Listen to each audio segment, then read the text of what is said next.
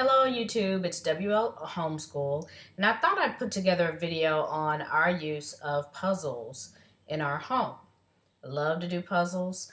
Um, in my quest for trying to find things for my son to learn that did not have to do with video games and other sorts of technologies, um, I decided that I would try him out on puzzles.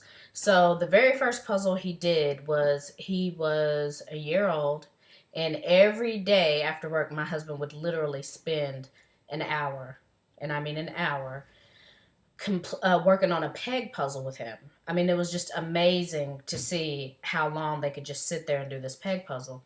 So by the time my son was 18 months old, he was able to complete the peg puzzle by himself. So then I thought, you know what? I want to continue this on. So we started purchasing the wooden sets of the Melissa and Doug puzzles, which I love. Melissa and Doug has the best. They have the best quality puzzles that I've run into. They can be pricey, but they're worth it, especially because we do our puzzles over and over and over again. And because I also do some community work, once my son outgrows all of those puzzles, then I can utilize that in my community work. So it works out very well. Very good products. So once he mastered that, and I was ready to teach him how to do jigsaw puzzles, I found this puzzle called Brainy Baby Snap Cards. And basically, what it is a set of cards that are 2 pieces each. So by the time he began doing this puzzle, he knew his colors. What was wonderful about that is that it allowed him to easily match the pieces together because he recognized the colors. And I got a chance to teach him how to actually put the pieces together, which was a concern of mine because I was like, how am I going to, teach him how to put it together? But it allowed him to focus solely on putting the pieces together. He didn't have to really figure anything out other than that. So that's why I loved that. After the Brainy Baby puzzles, we went to a linear alphabet train puzzle. Loved that for the same reason. He already knew the order of the alphabet, so the only thing he truly needed to focus on was how to get the puzzle pieces together without being frustrated. So those 2 puzzles were very important puzzles for teaching him how to connect the puzzles. One of the reasons that I love introducing these puzzles to my son over and beyond the non-electronic aspect of it is that it's very easy to also introduce things that are culturally relevant in our household. One of the issues with public school that we have is that, a lot of times the people that are presented, that are talked about, the famous folk, are not necessarily people who look like us.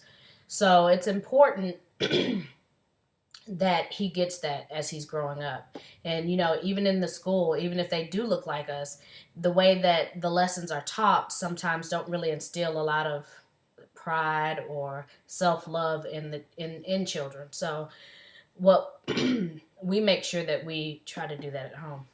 So I wanted to show you several puzzles that we have that are culturally relevant to us. So the first is one that you guys are probably familiar with. It's from the Geo Puzzle series, and this is the Africa and Middle East puzzle. And of course, this could be used quite easily, as part of a geography unit study on Africa, unit study on any of the countries in Africa. And we always like, in this household, to connect back to our roots on the continent. I also found this series of puzzles, Black Heritage puzzles, and this one is of the Buffalo Soldiers. So that, of course, would be good in a unit study or just teaching about history. We have this one that is on Harriet Tubman, who, of course, is culturally relevant to Black folk and just an amazing woman for any culture to admire.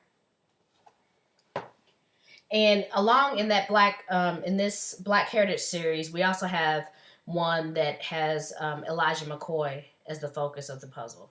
So we like doing that one as well. And these are 100-piece puzzles. Right now we're doing 100-piece puzzles. We haven't done beyond that. This is a puzzle he got for his birthday this year. It's called Slam Dunk. And as you can see, it has a picture of a basketball court and several people playing basketball. And the reason that this is culturally relevant to us, of course, are because of the images that are on the picture. One thing that I like to do, which is good or bad, might be good or bad, is that I like to do a lot of future purchases. So if I see something, I pick it up then because I know there's a really good chance that I may not see it again. So this is one of the puzzles I recently picked up at a Black Book Fair. It's 300 pieces, so we're not really ready for 300 pieces, but again, the images are culturally relevant to us. And then, of course, this puzzle is also culturally relevant because of the images, and this is a 500-piece puzzle that we won't be doing anytime soon. My son takes violin lessons, so I also purchased a violin puzzle, but it has 1,000 pieces, and that's gonna wait for a very, very long time. So again, sometimes I do those purchases years in advance of what we're working on. Another reason that I love puzzles is that I really want to get into this whole unit study thing that you guys are always talking about. I like the concept. We may not do it all the time, but I really love the concept. So, sorry about that. A lot of these puzzles are really good fits for unit studies, for doing something that's different other than worksheets. So we have this USA floor puzzle, which at first I didn't like it because these puzzle pieces don't actually interlock. You just have to scoot them together, and then they kept getting separated, and it was frustrating until I figured out that if we did the perimeter first, then we could it made things better and we could fit it all on the inside. So I like this puzzle because not just because of knowing the states, but also directional things that you can talk about, some of the images in the different states that you can talk about, the surrounding waters. Here we have a Melissa and Doug rainforest puzzle. You can't really tell by this video, but this is a really beautiful puzzle. It's 4 feet tall, which we love doing those that are, kind of long. We haven't done this one completely though, which is kind of rare. We typically do one puzzle in a day, but for some reason we didn't get to finish that one. Then we have another Melissa and Doug, and this is the Safari. It is also over 4 feet long. It's beautiful when it's put together. Beautiful. And then Melissa and Doug is the theme. We have this solar system puzzle, 100 pieces. And again, you can't really tell with this video, but it has brilliant color and it looks so beautiful when you put it together. And again, like I was saying before, Melissa and Doug has very good quality products. Again, we started out with the wooden puzzles, but even with these regular jigsaw puzzles, we can do them over and over and over again, and they don't really, bend or mess up. And then, of course, we have an under the sea puzzle. So I think this may have been the first puzzle that we did that was over 4 feet tall. So he got a kick out of measuring himself against that puzzle. So I think that's all I have to show you today. We have more puzzles, but that's all I'm going to do today because we're at the 9-minute mark. But again, I love puzzles because they fit well in unit studies. Uh-oh, I forgot to show you guys one more puzzle. I'm excited because we're going to be doing a lot with the human anatomy.